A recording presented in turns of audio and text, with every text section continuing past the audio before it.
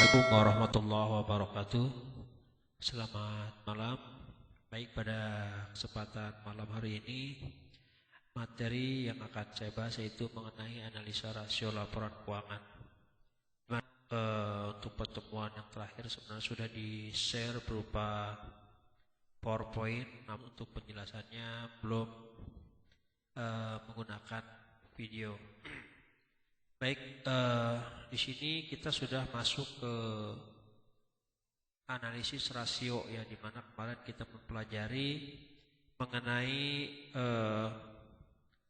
analisis laporan keuangan standar ya, seperti analisis horizontal, vertikal, ya, terus analisis tren. Nah, itu adalah dasar-dasar untuk menganalisis laporan keuangan.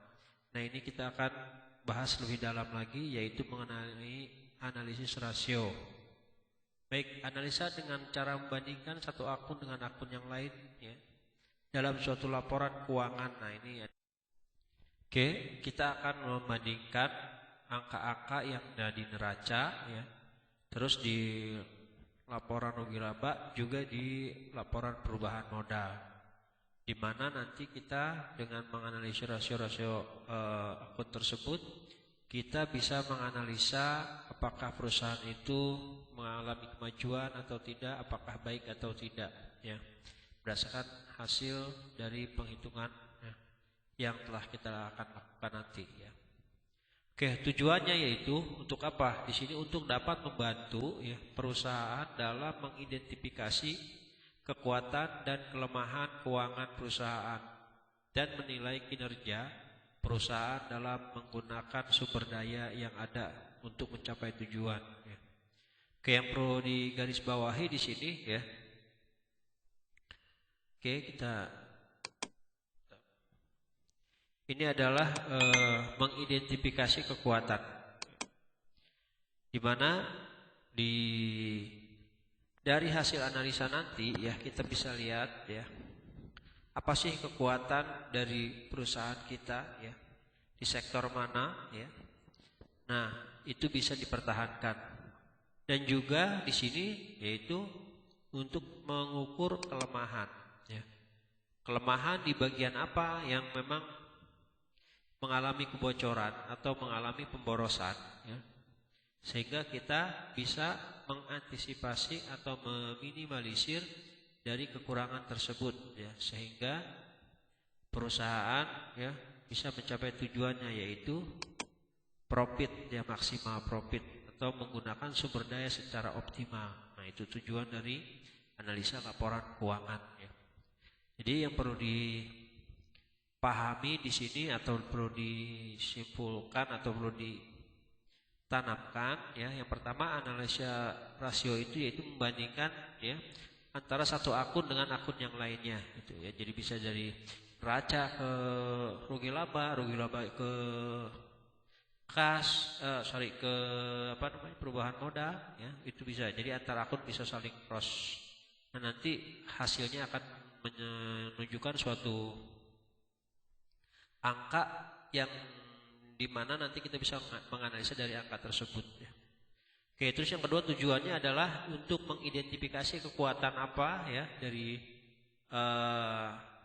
perusahaan yang kita jalankan ya, sehingga kita pertahankan, dan juga bisa melihat kelemahan dari perusahaan yang kita jalankan ya, sehingga meminimalisir sehingga tujuan perusahaan tercapai secara optimal. Oke, kurang lebih seperti itu ya. Jadi harus dipahami ya tadi pengertian analisanya dan tujuan analisa rasio. Oke, selanjutnya di sini analisa rasio laporan keuangan ini dibagi menjadi 4 ya. Jadi yang pertama ya, ini adalah likuiditas ya, ini kita lihat ya. Nah, ini yaitu untuk mengukur ya kemampuan perusahaan dalam memenuhi kewajiban jangka pendek. Jadi likuiditas ini untuk mengukur kemampuan perusahaan ya dalam memenuhi kewajiban jangka pendek. Contohnya, misalkan ada suatu perusahaan yang mengajukan pinjaman kepada bank. Di situ di mana dia akan melihat ya likuiditasnya. Ya. Kita ambil contoh likuiditas ya, itu biasanya kan dari kas dan lain-lain, nanti seperti apa lebih dalamnya akan dijelaskan di slide berikutnya. Seperti kas, misalkan rata-rata 1 juta dalam per bulan. Ini kita ambil contoh kecil saja karena untuk yang contoh lebih besar nanti ya, supaya mudah dipahami dan dimengerti ya. Jadi anggap rata-rata saldo likuiditas atau saldo kas yaitu di angka 1 juta per bulan. Ketika perusahaan tersebut mengajukan ya, pinjaman ya, kepada bank, tentunya bank akan menganalisa nanti ya, di mana untuk riset secara keseluruhannya kira-kira ya bahwa nilai angsuran ya itu harus di bawah angka 1 juta tersebut atau likuiditas yang ada. Karena kenapa? Kalau misalkan di atas ya, angsurannya di atas nilai rata-rata likuiditas, maka pasti ya diprediksi bahwa perusahaan tersebut tidak akan bisa membayar angsuran di kemudian hari, atau likuiditas perusahaan tersebut akan tersendat ya, sehingga akan bermasalah untuk perusahaan itu sendiri itu ya. Nah ini untuk rumus-rumusnya apa saja nanti kita akan bahas untuk slide berikutnya. Terus selanjutnya ya, ini yaitu solvabilitas ya, yaitu untuk mengukur kemampuan perusahaan dalam memenuhi kewajiban baik jangka pendek maupun jangka panjang ya. Jadi untuk solvabilitas ini gabungan ya, dan dia lebih ini ke lebih condong ke jangka panjang ya. Misalkan ada pinjaman yang memang jangka panjang ya, nah ini nanti analisanya lebih spesifik di solvabilitas. Terus selanjutnya yaitu rasio aktivitas ya. Rasio aktivitas di sini adalah ya untuk mengukur tingkat efektivitas ya penggunaan aktiva ya, hutang atau pihak luar. Maksudnya di sini ya, kita berhutang ataupun aset yang kita punya ya, seberapa besar ya tingkat efektivitasnya ya, atau tingkat optimalnya dalam menghasilkan suatu laba ya. Nah ini nanti diukur dengan rasio aktivitas namanya ya.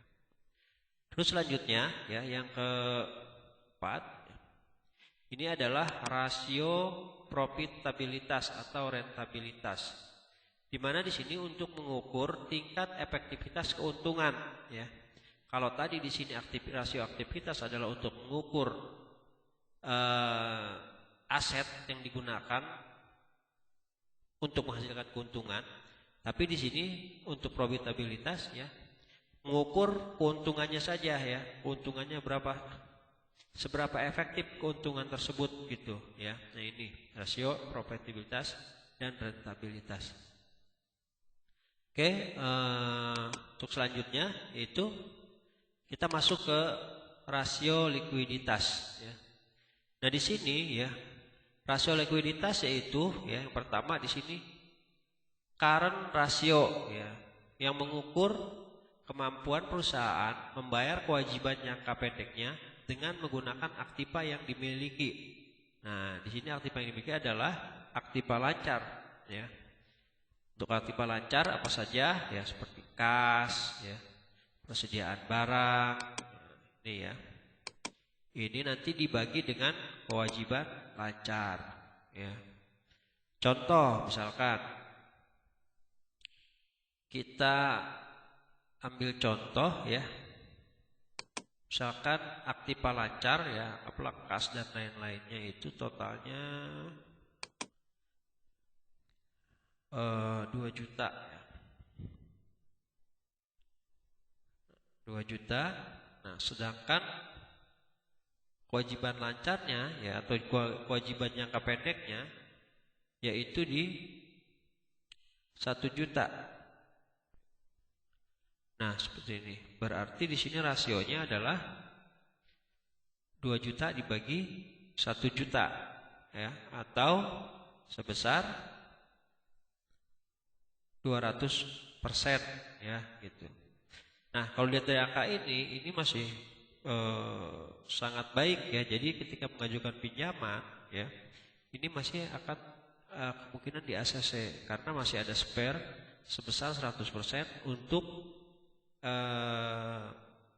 mengajukan pinjaman lain gitu, atau mengambil pinjaman lain dan menutup pinjaman yang lama. Nah, ini masih bisa. Nah, ini contoh ya. Jadi aktiva lancar dibagi dengan kewajiban lancar. Terus yang selanjutnya di sini adalah quick ratio atau acid test ratio. Nah, rasio ini berguna untuk mengukur kemampuan perusahaan ya memenuhi kewajiban jangka pendek tanpa mengandalkan persediaan ya. Kalau di sini tadi aktiva lancar ini termasuk ada kas ya, ada piutang, ada persediaan ya. Nah, quick ratio ini ya ada dikurangi untuk persediaannya karena kenapa? Persediaan ini dianggap perlu waktu ya untuk mencairkannya ya.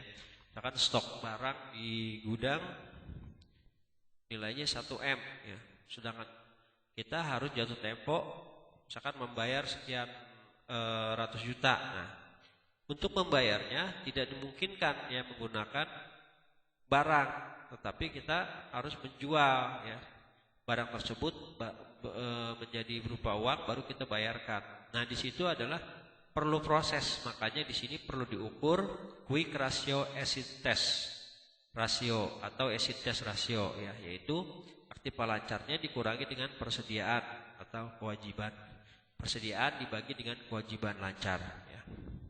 Nah, itu adalah untuk rasio likuiditas, yaitu current ratio dan quick ratio. Oke, yang selanjutnya ya, yaitu cash ratio. Cash ratio di sini ya, yaitu mengukur kemampuan perusahaan membayar kewajiban jangka pendeknya dengan menggunakan kas yang tersedia dan disimpan di bank. Nah, ini lebih spesifik lagi ya. Kalau tadi aktiva lancar itu terdiri dari kas, ada piutang ya, ada persediaan ya, dan surat-surat berharga. Nah, ini dalam cash ratio ini dia hanya mengukur uang kas yang ada atau ada di bank ya, atau kas yang di tangan ya, plus FX atau surat-surat berharga yang dibagi dengan utang lancar. Kenapa di sini sebut cash ratio di surat-surat berharga? Karena memang biasanya surat-surat berharga ini lebih mudah dicairkan ya ketika kita membutuhkan ya likuiditas keuangan ya. Itu berbeda dibandingkan dengan persediaan, di mana ketika kita ingin mencairkan perlu waktu ya dan perlu proses yang cukup lama ya. Kalau efek ini surat-surat berharga dia akan lebih mudah ya. Jadi di sini selain kas ya, jadi dengan surat-surat berharga dibagi dengan hutang lancar. Seperti apa nanti kita untuk contoh soalnya kita akan bahas ya di slide berikutnya. Terus selanjutnya di sini working capital to total asset ratio ya, yaitu mengukur kemampuan modal kerja perusahaan terhadap total aktiva. Rumusnya seperti apa? Yaitu aktiva lancar dikurangi hutang lancar dibagi dengan total aktiva. Nah, di sini adalah hanya mengukur modal kerjanya saja. Ya, jadi sebagaimana persamaan akuntansi ya bahwa hutang atau harta sama dengan hutang plus modal. Jadi di sini makanya aktiva ini ya, aktiva lancarnya ini dikurangi dengan hutang lancar. Ya. Sehingga itulah modal kerja perusahaan tersebut. Nah, dibagi dengan total aktiva. Nah, berapa ya nanti angkanya? Nah, ini akan mengukur ya kemampuan modal kerja terhadap perusahaan tersebut. Kalau nilainya besar ya berarti modal kerja bagus ya, atau bahwa perusahaan tersebut mempunyai modal kerja yang cukup banyak. Ya, sedangkan kalau hasilnya kecil berarti bahwa perusahaan tersebut modal kerjanya lebih banyak dari hutang, ya terutama hutang lancar atau mungkin bisa berupa pinjaman atau misalkan dia membeli bahan baku secara kredit atau tempo 60 hari atau 30 hari. Nah, seperti itulah kira-kira. Baik, untuk materinya cukupkan, nanti kita lanjut lagi ya. Jika ada yang ditanyakan silakan ditanyakan di kolom komentar. Oke, jangan lupa like dan subscribe untuk mensupport ya pembuatan video ini ya, pelajaran supaya lebih semangat lagi. Saya cukupkan. Wassalamualaikum warahmatullahi wabarakatuh.